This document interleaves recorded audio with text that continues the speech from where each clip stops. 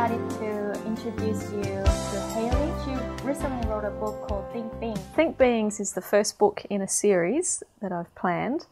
The series is about teaching kids how to manage their thoughts and emotions better. So it's emotional intelligence.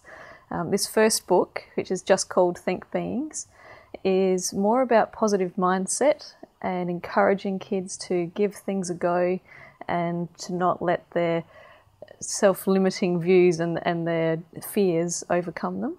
Yeah. The next books in the series will focus on an individual emotion. So each book will have one emotion that it focuses on and how kids can better deal with that emotion. So what inspired you to write this book? My own life experiences. So I've spent most of my life, well, pretty much all my life, wanting to be a writer. At some point in time, I decided I wasn't good enough to be a writer. I didn't think I had the skills. So I changed tact and was going to teach English. And at some point down the track again decided that I wasn't good enough to teach other people's writing. So I ended up in libraries, surrounded by books and other people's writing and providing access to them. But what I really wanted to do was write.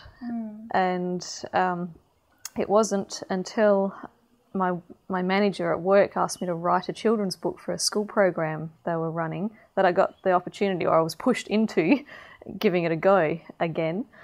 And then I started, at the same time I was doing a lot of self-development workshops and reading, various books. And I went along to a workshop teaching adults about how our emotions drive us and how to better manage them so that, we can choose behaviours that are in sync with how we want our life to be, rather than letting those subconscious patterns drive us.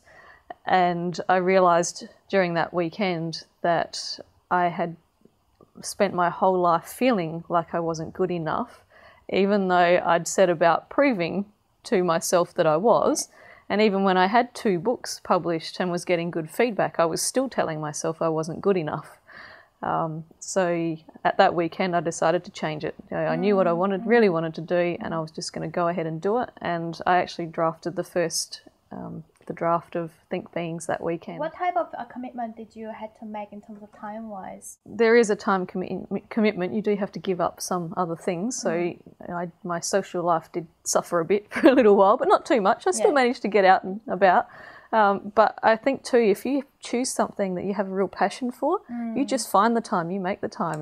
I was writing every time I could sit down and get a few spare moments, and that first draft came out really easily because I was just so enthused by it. It was interesting how the universe pushed me back into it because I work in a technical library which is nothing to do with kids at all.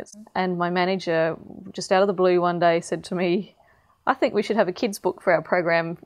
Why don't you try writing one for us? You're good at writing policies and procedures. Write me a kids book." And I thought, what?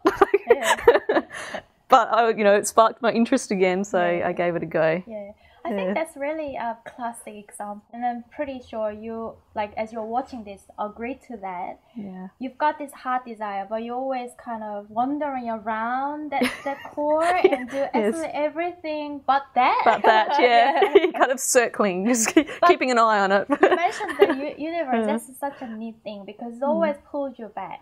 Yes. Yeah. So you know what I'm talking about. So if people say, I don't know what I really want or what my really passion is, what I'm saying is, yes, you do. You do already know it's in that. here. Absolutely. Quite often, the first step is the hardest thing. And what was the biggest challenge for you, and how did you overcome it? The biggest challenge was my own self-doubt. There really wasn't anything else. It was that was stopping me. I was teamed up with a life coach who is self-published, so she helped me through that process. So for the world change makers, our mantra is be brave and live an ambitious life.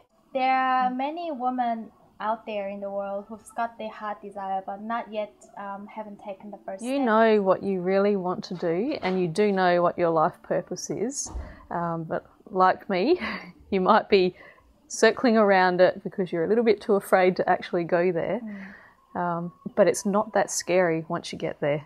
It's a lot more scary up here thinking about it. Once you do it, for me, it was like, oh, why didn't I do this years ago?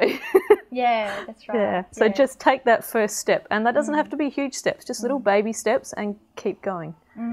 Yeah, and then especially also surround yourself with the like-minded people. I think that's really important. Yeah, it is. I'd like to encourage them to have a go and to chase their dreams and to not be afraid to have a go.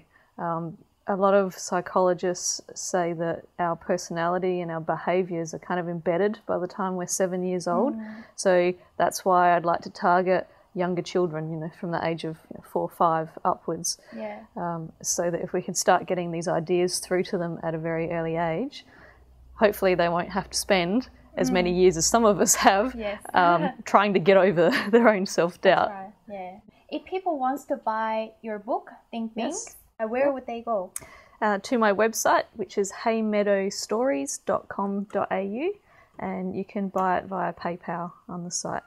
And if you like this interview, please feel free to share with your friend. And if you're watching this video from YouTube, feel free to, and recommend to go to the website www.worldchangemakers.com, and please remember to subscribe it. So thanks for watching, and see you next time. Bye bye.